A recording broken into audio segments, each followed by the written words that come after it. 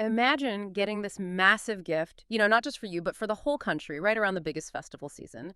And it's not just any gift. It's a huge structural shift, something set to really reshape daily life, the economy, everything. Here on the deep dive, we're getting right into India's next generation goods and services tax reforms. It's this landmark overhaul being called a Diwali gift for India. So, our mission today is simple: unpack what these big changes actually mean for you. How does it hit your wallet? What stuff might get cheaper? And, what does it signal for India's economic path? It all picked off, really, on August 15th, 2025.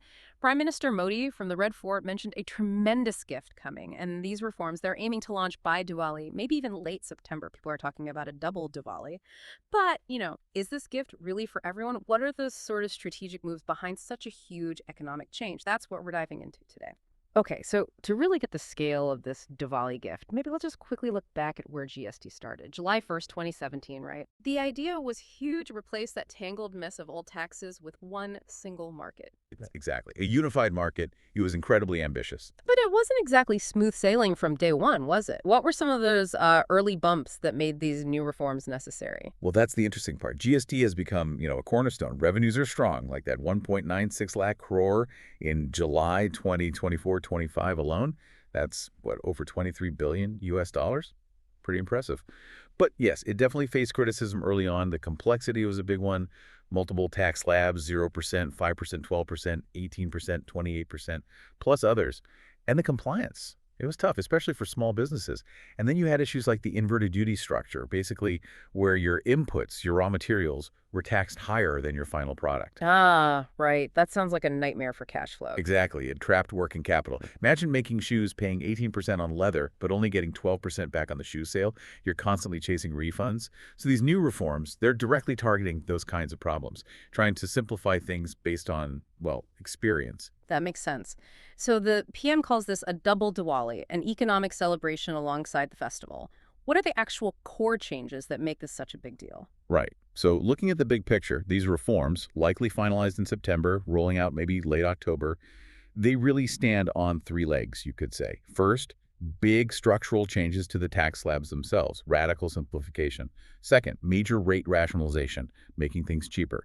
And third, a real push to make it easier for businesses to, just operate and comply. The main goals: make essentials more affordable for you, the consumer, simplify life for businesses, and critically boost consumption. That's key for growth. Okay, now this is the part that really hits home for most people. Our everyday spending, bigger buys, this radical simplification of tax slabs. What does the new structure actually look like? How does it change the price tag? Yeah, this is a fundamental shift. We're going from that frankly confusing system with 7 rates, 0%, 0.25%, 3%, 5%, 12%, 18%, 28%, to a much cleaner two-slab structure, Right. plus a special higher rate for certain things. Two slabs, that sounds manageable. It should be. The aim is less confusion, more predictability. Let's break down what goes where based on the proposals. So first, the new 5% slab. This is meant for your daily essentials. Think packaged foods, ghee, butter, juices, also basic clothing, footwear under Pool 1000, medicines, medical equipment, even bicycles. And here's the really significant part. Roughly 99% of items that are currently taxed at 12% are expected to drop into this 5% bracket. Wow, 99% of the 12% stuff. That's huge. It is. It means everyday things should get noticeably cheaper, putting money back in people's pockets. Then you have the 18% slab. This will cover most other goods and services, electronics like TVs, washing machines, other consumer durables, many services people use. And what's really impactful here is that about 90% of items currently in that top 28% bracket, things like ACs, fridges, cement, even smaller cars, and two-wheelers under 250cc, they're likely moving down to this 18% slab. Okay, so big ticket items getting cheaper too. Potentially, yes. Significantly cheaper. Think about buying an AC or a fridge. That 10% drop in GST is a serious saving. It makes those aspirational purchases more attainable for many families. And finally, there's that 40% special rate. This is kept aside for luxury items and what they call sin goods, tobacco, premium cars, things like that. So they continue to carry a heavier tax burden. Right, so it keeps things somewhat progressive. Essentials get cheaper, most things are at a standard rate, and luxuries stay high. Fewer categories, less confusion overall. Seems like a core part of that gift. Yeah. Okay, let's get specific. What items could actually become more affordable for you, the listener, once this rolls out? What should people look out for? Well, the impact could be quite noticeable. On the daily essentials front, as I mentioned, things like ghee, butter, packaged juices moving from 12% to 5%. Even small FMCG sachets, maybe the 10 ones, might see cuts. That helps lower and middle-income households directly. That little bit makes a difference, definitely. Absolutely. Then, apparel and footwear under 1,000 shifting from 12% to 5% makes fashion, more accessible. Healthcare is key too. Medicines, medical equipment, diagnostic kits staying at or moving to 5%. Keeping healthcare costs down is always critical. And those bigger items. Right. Consumer durables, ACs, fridges, TVs potentially dropping from 28% to 18%. That could really spur demand, especially with people wanting upgrades. And the auto sector could see a real boost. Small petrol and diesel cars, two-wheelers under 250 cc, potentially going from 28% down to 18%. That's a significant price drop that could revive sales. That could be huge for the auto industry. Potentially. And another really big one is insurance. There's talk of reducing or even scrapping the 18% GST on life and health insurance premiums. That alone could save households collectively something like 9,700 crore a year. That's over $1 billion. It's a massive incentive for more people to get insured, boosting financial inclusion. Wow. But are there safeguards to make sure that saving actually reaches the customer? That's a very important point. States are definitely pushing for mechanisms to ensure that benefit is passed on directly by insurers, not just absorbed into their profits, making sure the gift lands where it's intended. Okay, that sounds like a serious boost to spending power right before the festivals. But it's clear this isn't just about lower prices. You mentioned deeper fixes for businesses, too. What are those about? Exactly. This goes much deeper. It's tackling some long-standing structural problems that really hampered businesses. One key one, as we touched on, is fixing that inverted duty structure. It wasn't just inconvenient, it actively drained capital from manufacturers. Paying more tax on inputs than you collect on outputs meant constantly waiting for refunds. It was a drag on cash flow. Right, that bottleneck. Precisely. So aligning those rates frees up capital, helps cash flow, especially for manufacturers, and really supports the Atmanirbhar Bharat, or self-reliant India goal. It's like unblocking an artery. Another huge area is simplifying things for MSMEs, the micro, small, and medium enterprises. People like Vinod Kumar Wutu from the SME Forum talk about compliance fatigue. Compliance fatigue, I can imagine. Yeah, think monthly filings, GSTR1, GSTR3B, complex forms, easy to make mistakes, penalties piling up. The reforms propose things like pre-filled returns, faster refunds, simpler registration. Consider this.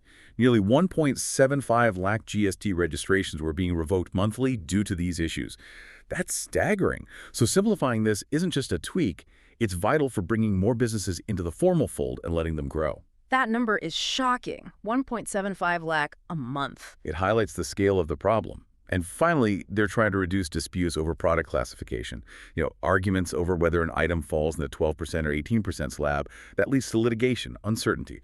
By simplifying the slabs, the hope is fewer arguments, more clarity, letting businesses focus on business, not tax fights. These sound like essential changes, but it's a massive country, a huge reform, and a tight deadline near Diwali. What are the hurdles? Getting everyone, especially the states, to agree. Could this gift get delayed? That's the crucial question, isn't it? Yeah. It hinges on cooperative federalism. The GST Council is where the decisions happen. The Union Finance Minister and all the state finance ministers. Consensus is key.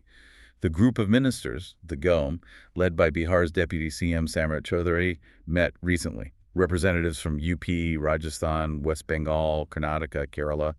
They seem broadly supportive of the two-slab idea, called it people-friendly. That's a good start. Okay, initial buy-in seems there. Yes, but states have genuine concerns about revenue. GST is a huge part of their income. Any change that might lower collections, even temporarily, makes them nervous. So they're discussing ways to cushion that. Maybe an additional GST on items that currently have that compensation cess, which was originally set up to guarantee state revenues for 5 years. That cess ends in 2026. So finding a replacement safety net. Sort of. Finding ways to ensure states remain financially stable through this transition. The Finance Ministry keeps stressing cooperative federalism. Building that consensus before the mid-September GST Council meeting is vital. And yes, the timing is tight. Diwali's late October. Businesses need time to adjust systems, pricing. But talks have been ongoing since February, suggesting a strong determination to hit that deadline. The political will seems quite high. Okay, so beyond the savings and the business fixes, what's the big economic vision here? What are these reforms aiming for in the longer run for India's economy? Well, the potential impact is quite broad. Lowering taxes on essentials helps tackle inflation, boost household spending. That demand then fuels manufacturing, retail. We talked about the auto sector potentially reviving. For MSMEs, simpler rules and lower costs should encourage more businesses to become formal, pay taxes, grow. That expands the tax base over time.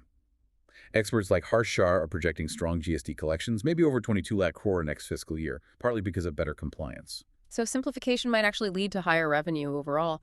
That's the hope. A wider base, better compliance, and the insurance change, removing GST. That's huge for financial inclusion.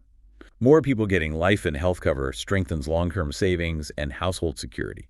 And looking further ahead, there's talk of bringing tricky sectors like aviation fuel, electricity, maybe even liquor and petroleum into the GST net eventually. That would be another massive step. Huge. It would require very careful negotiation with states, obviously, plus setting up the GST appellate tribunal for disputes, refining input tax credit rules. It's all part of building a more modern, robust, and fair tax system for a growing economy. It sounds like a comprehensive plan, but what are people actually saying on the ground? Consumers, small business owners, are they excited, worried? It's a mix, really. Generally positive, but with practical concerns. You hear from people like Harsh Mittal at Mitasso Comtel asking for real simplicity, like income tax, saying the subjective nature of GST laws has been tough for small players.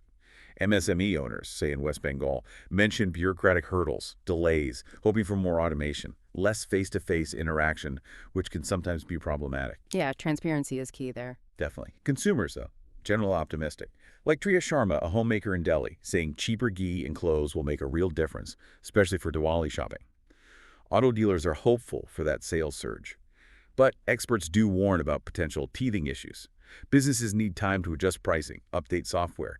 There might be some initial confusion. And those state revenue concerns, they haven't gone away. Careful planning is needed. So the gift is welcome, but everyone's watching closely to see how smoothly it's delivered. Right. So as India gets ready for Diwali 2025, these GST reforms are definitely aiming to deliver that double Diwali. Simplifying taxes, cutting rates on essentials, easing things for business, the goals are clear. Empower households, boost business, stimulate the economy. It's a significant reboot. But beyond the immediate impacts we've talked about today, what do these reforms really tell us about India's economic direction and about how its federal system is evolving to handle these big changes? How might this whole process, the reform itself, the negotiations with states influence other countries trying to modernize their tax systems?